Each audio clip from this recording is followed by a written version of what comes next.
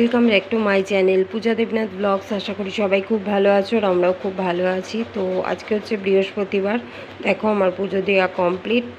তো আজকের ব্লগটা এখন থেকে শুরু করলাম, পুরো ব্লগটা দেখতে থাকো। তো চলো পরে আবার আসছি। আজকে বিশাল রোদ দিয়েছে, তেমন গরমও লাগছে। তো একটু আগে মেয়েকে নিয়ে বাড়িতে আসলাম, এসে এখন একটু বসেছিলাম গরমে, ফ্যানের তলায় একটু বসেছিলাম, ভীষণ গরম লাগছে রোদ থেকে এসে। তো এখন খাওয়া দাওয়া করতে চলো তোমাদেরকে দেখিয়ে দিয়েছি কী রান্না।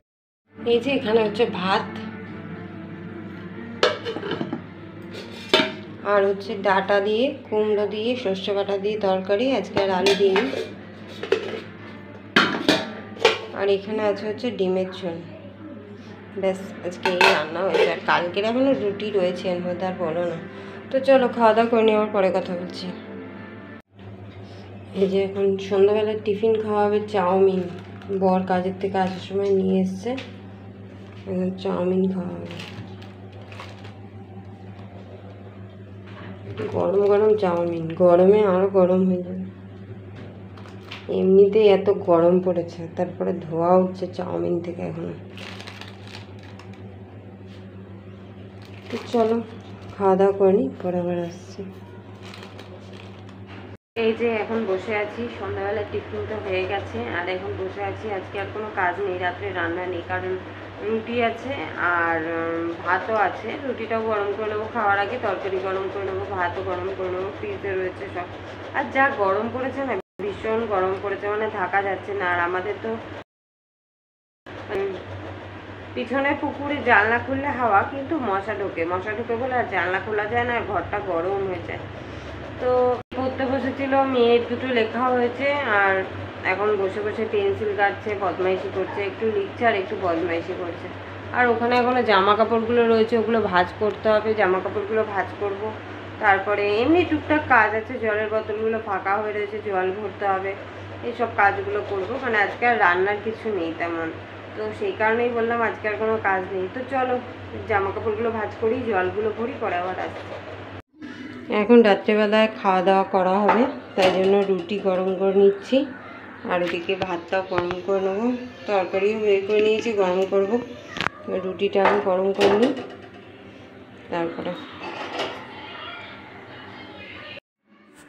তো ভাত গরম করে রেখে ঘরে এসে একটু বসলাম। তারপরে এখন ভাত নিয়ে আসলাম, সব ভাত রুটি তরকারি যা যা ছিল সব গরম করেছি, করে এবার ঘরে নিয়ে আসলাম, এনে এবার খেতে বসবো। তো খেতে বসবো বলে ডাকছি, মেয়েকে ডাকছি, ওর বাবাকে ডাকছি, কেউ নামে না।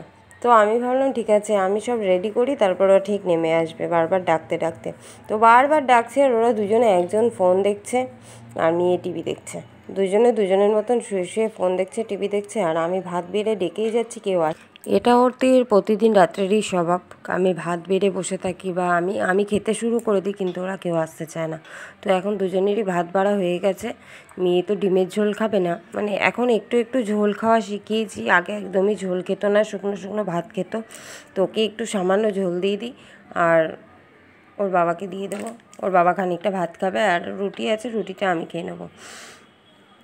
আজকে আর কিছু রান্না করিনি, কালকের রুটি ছিল আর সকালে যা ছিল সেই দিয়েই আজকে খেয়ে নিচ্ছি, কারণ কালকে শুক্রবার নিরামিষ, তো থাকলেই সেগুলো নষ্ট হবে। তো সেই কারণে এই দিয়ে ভাগ করে খেয়ে নেবো। 4টে রুটি আছে, আমার 2টো রুটি, আর যে 2টো রুটি থাকবে ওর বাবাকে দিয়ে দেবো, আর ভাতটাও দিয়ে দেবো। তাহলে ভাতটা খেলে রুটিটা খেলে ওরও হয়ে যাবে, আর মেয়ের তো ভাতেই হয়ে যাবে। খাওয়া দাওয়া কমপ্লিট হলো, আর খাওয়া দাওয়া করে উঠে মেয়ে এখন শুয়ে টিভি দেখছে। ওর পড়া হয়ে গেছে, মানে ওকে 10টা থেকে টিভি চালিয়ে দেওয়া হয়েছে, এখনও দেখছে। তো এই খাওয়া দাওয়া করে উঠলাম, সবার খাওয়া দাওয়া কমপ্লিট হলো। আমাদের খাওয়া দাওয়া হয়ে গেছে অনেকক্ষণ, মেয়ের খাওয়া হয়নি বলে মেয়েকে খাওয়াচ্ছিলাম। তো ফাইনালি সবার খাওয়া হয়ে গেছে, এখন ঘুমাবো। আর এখন বাজে হচ্ছে 11:30।